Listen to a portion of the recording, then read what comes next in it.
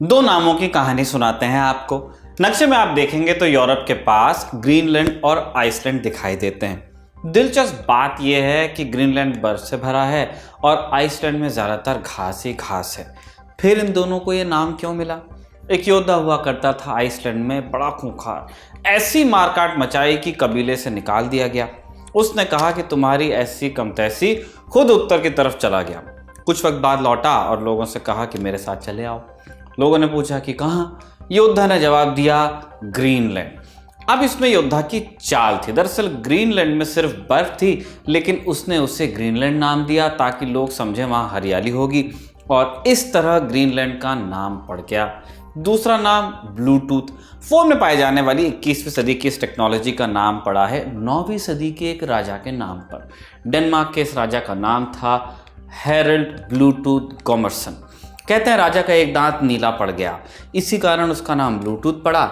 एक और दिलचस्प बात ये कि ब्लूटूथ टेक्नोलॉजी का ये नाम सिर्फ टेम्परेरी होने वाला था। लॉन्च की डेट तक दो नए नाम सोचे गए, रेडियो वायर और पैन। इन दोनों में से पैन सेलेक्ट किया गया। यही नाम फाइनल भी होने वाला था कि पता चला पैन नाम 10 चीज़ों के लिए इंटरनेट पर पहले से इस्तेमाल हो रहा है, लिहाजा अंत में ब्लूटूथ नाम ही रहने दिया गया और आज भी हम इसे इसी नाम से बुलाते हैं, इस टेक्नोलॉजी को। इन दो नामों की कहानियां आपने सुन ली, अब इनके बीच एक कनेक्शन बताते हैं। दरअसल इन दोनों नामों के पीछे जो लोग थे वो एक खूंखार कबीले से ताल्लुक रखते थे। इन लोगों को आज हम वाइकिंग्स के नाम से जानते हैं। कौन थे वाइकिंग्स, कहां से आए, क्या करते थे, क्यों करते थे, थॉर से इनका क्या रिश्ता था, जानेंगे आज के एपिसोड में। साथ ही जानेंगे कहानी कुछ विख्यात वाइकिंग योद्धाओं की। इनमें से एक के बारे में कहा जाता है कि अमेरिका की खोज उसने की थी, न कि क्रिस्टोफर कोलंबस ने। नमस्ते, मैं हूं निखिल और आप देख रहे हैं तारीख। उत्तरी यूरोप का इलाका स्कैंडिनेविया कहलाता है और यहाँ मौजूद स्वीडन, नॉर्वे और डेनमार्क कहलाते हैं स्कैंडिनेवियन देश। इन्हीं में से आइसलैंड और नॉर्वे को जोड़ दें तो कहे जाएंगे नॉर्डिक कंट्रीज।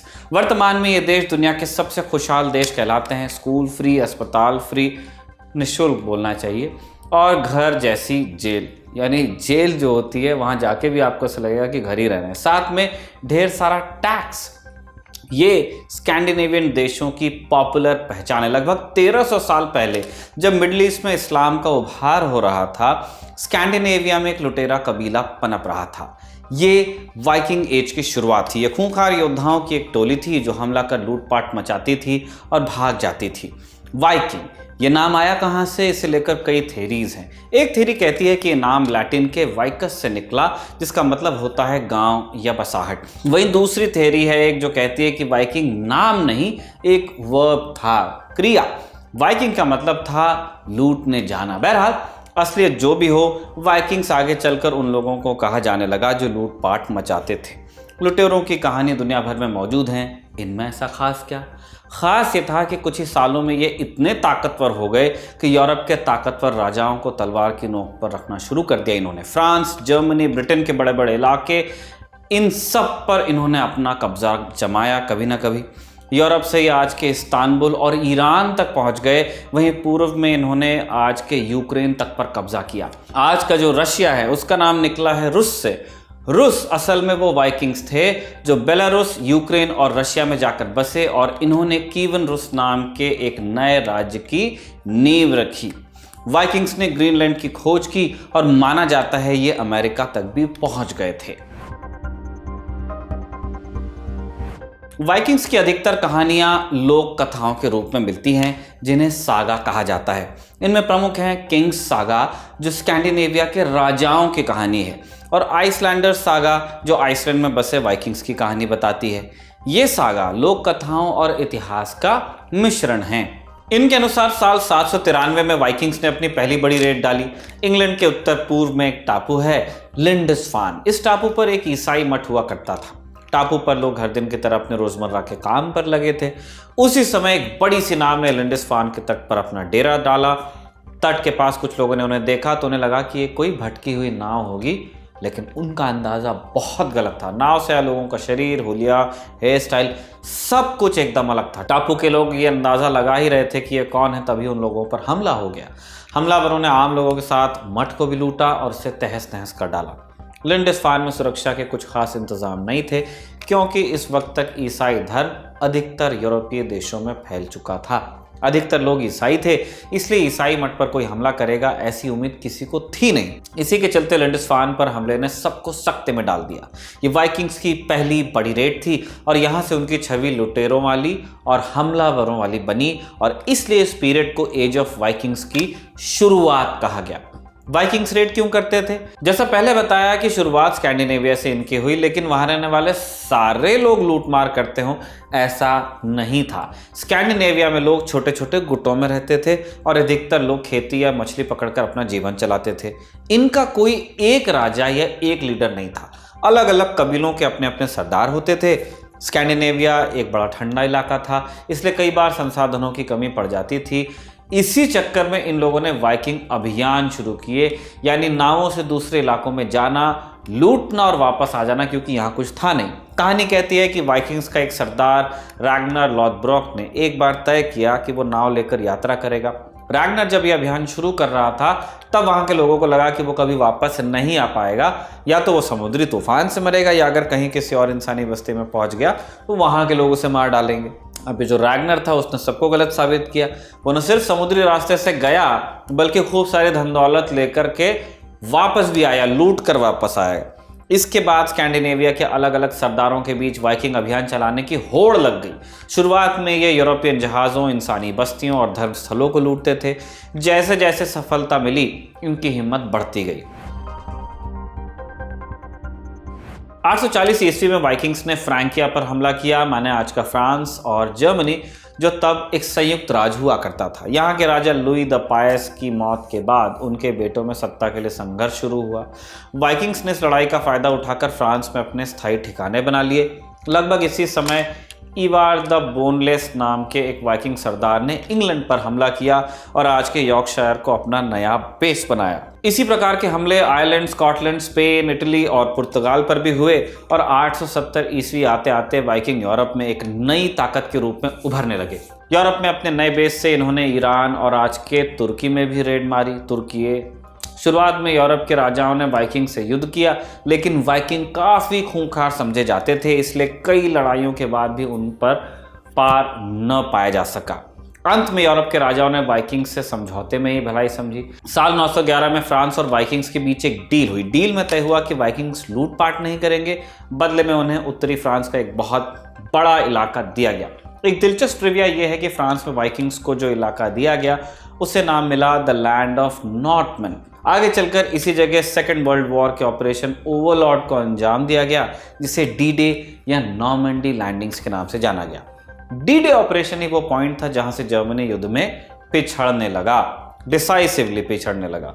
बहरहाल वापस मेन कहानी पर लौटते हैं। वाइकिंग्स का इतिहास यूं तो बहुत व्यापक है, लेकिन एक कहानी का मेंशन जरूरी है। 950 ईस्वी की बात है। नॉर्वे में पैदाइश हुई एक लड़के की जिसने अपने लाल बालों के लिए एक नाम लिया, एरिक द रेड। नाम के अनुरूप ही एरिक गुस्सैल स्वभाव का था और उसके पिता भी उनके गुस्से के लिए बदनाम थे। एक बार एरिक के पिता ने कुछ लोगों की हत्या कर दी। अब ये एरिक जो था उसकी उम्र तब कुछ 10 साल रही होगी।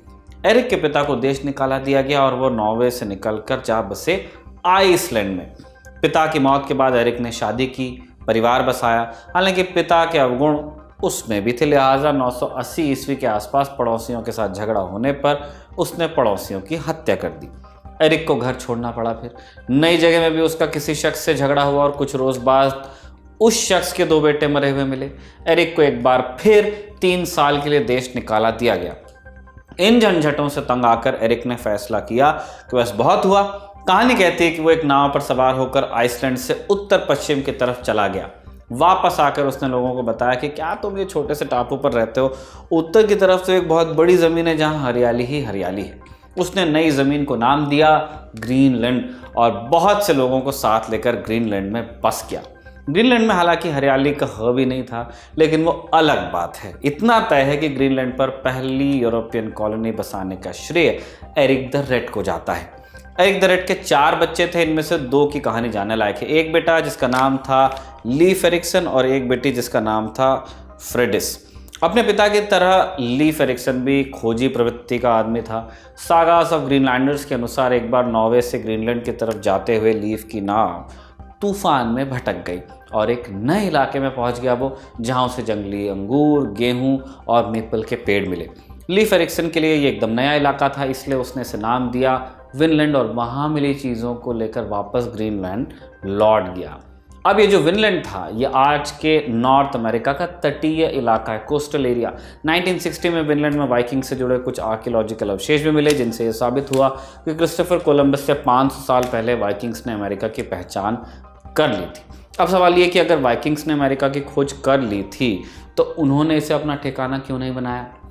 इस सवाल का जवाब मिलता है एरिक द रेड की बेटी फ्रेडिस की कहानी में। सागा ऑफ द ग्रीनलैंडर्स के अनुसार हुआ कुछ यूं कि अपने भाई लीफ एरिक्सन की विनलैंड से वापसी के बाद फ्रेडिस ने भी वहां जाने का प्लान बनाया।